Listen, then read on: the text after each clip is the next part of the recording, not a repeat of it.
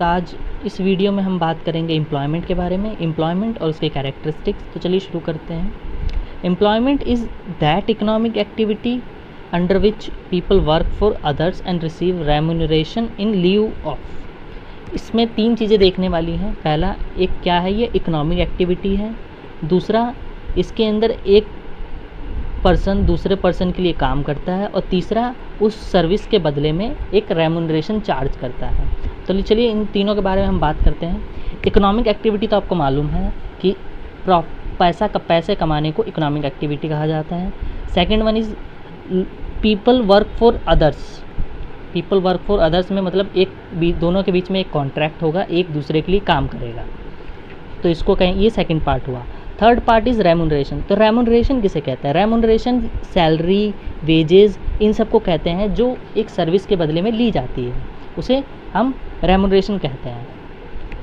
तो रेम्यूनरेशन का मतलब आप लोगों को मालूम चल गया है। और अब बात करते हैं एम्प्लॉयर कौन होता है, एम्प्लॉय कौन होता है और एम्प्लॉयमेंट क्या होता है। एम्प्लॉयर वो होता है जो काम देता है, जो बॉस होता है। एम्प्लॉय उसे कहते हैं जो काम करता है बॉस के अंडर में। एम्प्लॉयमेंट एक रिलेशन बताता है, एम्प्लॉयर और एम्प्लॉय के बीच में जो रिलेशन हुआ उसको एम्प्लॉयमेंट कहा जाता है। अच्छा, एम्प्लॉयमेंट अब परमानेंट भी हो सकती है, टेम्परेरी भी हो सकती है, या डेली बेसिस भी हो सकती है। इसका मतलब है जो जॉब होगी वो आपकी परमानेंट हो सकती है, जैसे गवर्नमेंट ऑफिस में लग गए। टेम्परेरी हो सकती है, जैसे कैजुअल वर्कर्स लग गए। या फिर डेली बेसिस पे, जैसे एक मज़दूर जो होता है वो डेली बेसिस पे काम करता है।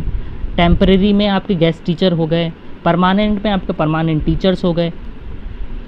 तो ये एम्प्लॉयमेंट का एक पार्ट है। यहाँ एम्प्लॉयर कौन है? गवर्नमेंट एम्प्लॉयर है, क्योंकि गवर्नमेंट काम दे रही है किसको? टीचर्स को। टीचर्स कौन हुए? एम्प्लॉय। और इन दोनों के बीच में जो रिलेशन हुआ उसे एम्प्लॉयमेंट कहा जाता है। अब आपके जो टीचर्स हैं वो क्या रिसीव करते हैं? सैलरी। तो सैलरी इनके लिए रेम्यूनरेशन है, वो आपको सर्विसेज देते हैं, उसके बदले में सैलरी चार्ज करते हैं। चलिए बात करते हैं फिर कैरेक्टरिस्टिक्स की। तो चलिए बात करते हैं कैरेक्टरिस्टिक्स की। सबसे इसमें ज़्यादा कैरेक्टरिस्टिक्स है नहीं। तो पहला है सर्विस टू अदर, एक दूसरे को सर्विस देते हैं। एक सर्विस देता है, दूसरा रेम्यूनरेशन देगा उसके बदले में। पर्सनल सर्विस होगी सेकंड। इसका मतलब है पर्सनल सर्विस से यहाँ मतलब है कि पर्सन को खुद ही आकर वो सर्विस देनी होगी, उसके बदले में कोई और सर्विस नहीं देगा। अगर कोई और सर्विस देता है तो एम्प्लॉयमेंट में उसे नहीं गिना जाएगा।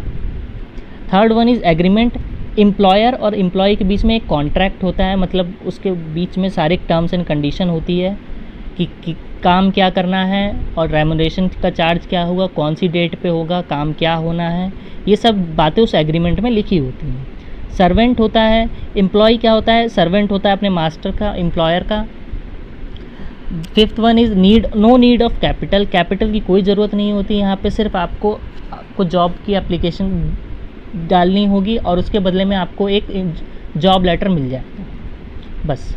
जो भी कैपिटल लगाएगा वो एम्प्लॉयर लगाएगा अपने बिजनेस के लिए, वो बिजनेस में गिना जाता है। और इसमें कोई रिस्क नहीं होता ज़्यादा, सारा रिस्क जो होता है वो एम्प्लॉयर का होता है।